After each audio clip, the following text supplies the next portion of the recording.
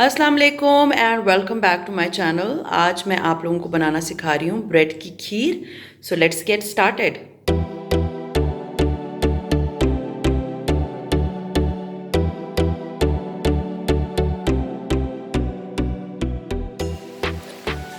Bread की खीर बनाने के लिए हमें जिन चीज़ों की ज़रूरत है उसमें सबसे पहले हम लेंगे ब्रेड के स्लाइसेस।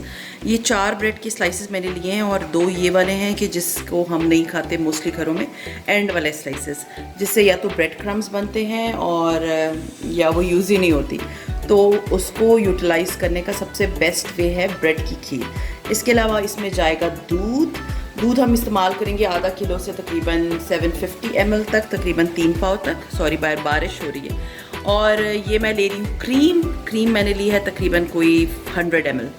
और ये थोड़े से बादाम है, आप पिस्ते डाल सकते हैं। और इसके अलावा ये इलायची है, ये साबित मैंने रखी है क्योंकि ये मुंह में आती है तो फिर उस वक्त अच्छी नहीं लगती।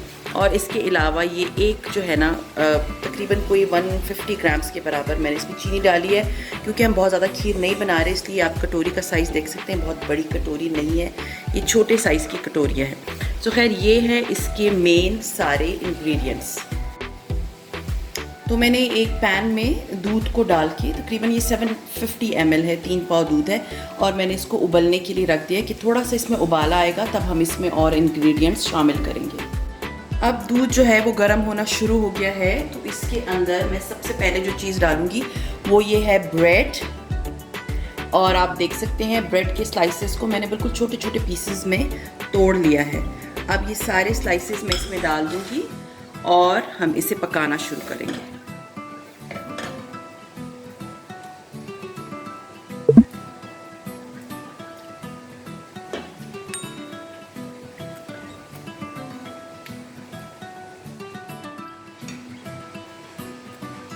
इस तरह से हम इसे प्रेस करेंगे ताकि ये जो ब्रेड है ये अच्छी तरह घुलना शुरू हो जाए।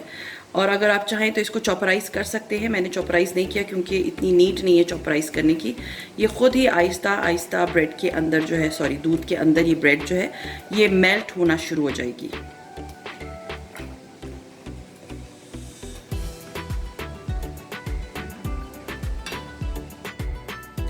अब मैं इसमें थोड़ा सा ये हैंड ब्लेंडर से आराम से इसको ब्लेंड कर लूँगी, क्योंकि मुझे लग रहा है थोड़े से दाने जो हैं इसके थोड़े बड़े हैं। आप चाहें तो इसको ब्लेंडर में ब्लेंड कर सकते हैं।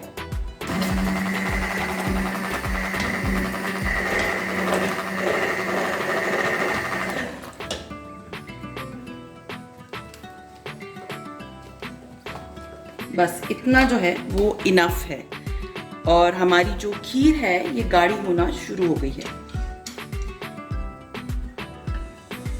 ये याद रखें जैसे नॉर्मल खीर होती है ना, उसी तरह इसे भी चम्मच चलाना पड़ता है। और आप देख सकते हैं बिल्कुल यकजान हो गया है ब्रेड और दूध, ताकि इसको आप चम्मच चलाते रहेंगे ताकि ये नीचे से लगे ना। और ये ब्रेड जो है वो बिल्कुल थिक होनी शुरू हो गई है।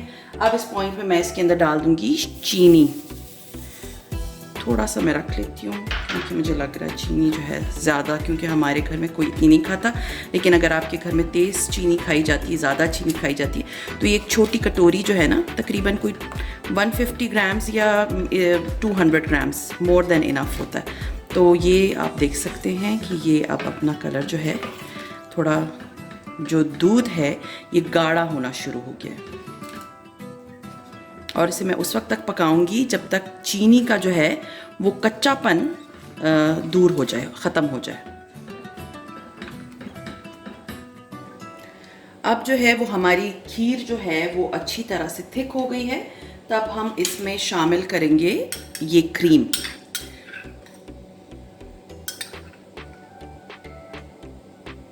क्रीम जो है इसको एक बड़ा मज़े का अच्छा सा टेक्सचर देगा और इसका टेस्ट भी बहुत इन्हेंस करेगा।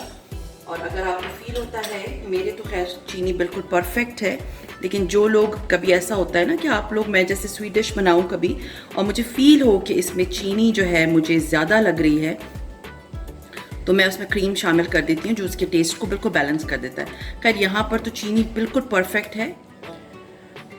तो ये क्रीम मैंने इसमें शामिल कर दी है। क्रीम जो है वो हर चीज़ जो भी जिस مینس اگر ہم سیوری بھی بنا رہے ہوتے ہیں یا ہم نارمل بھی مینس نمکین کھانا بنا رہے ہوتے ہیں، میٹھا اس کے ٹیسٹ کو بہت انہینس کرتا ہے. تو یہ کریم جو ہے میں نے اس میں ڈال دی ہے اور بس 1 آدھ منٹ میں اس کو اور چلاؤں گی تاکہ کریم اچھی طرح سے میلٹ ہو جائے اور ہماری کھیر جو ہے وہ ریڈی ہو جائے گی.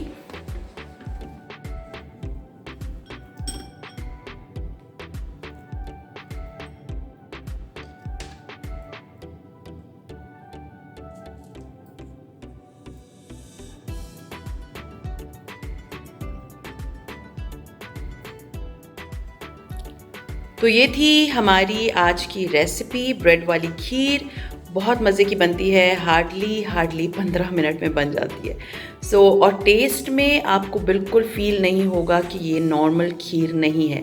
اگر آپ اپنے گیسٹ کو یا ہسبینڈ کو سرپرائز دینا چاہتے ہیں اور ان کو نہ بتائیں تو وہ کبھی گیس نہیں کر سکیں گے کہ یہ آپ نے بریڈ سے بنائی ہے.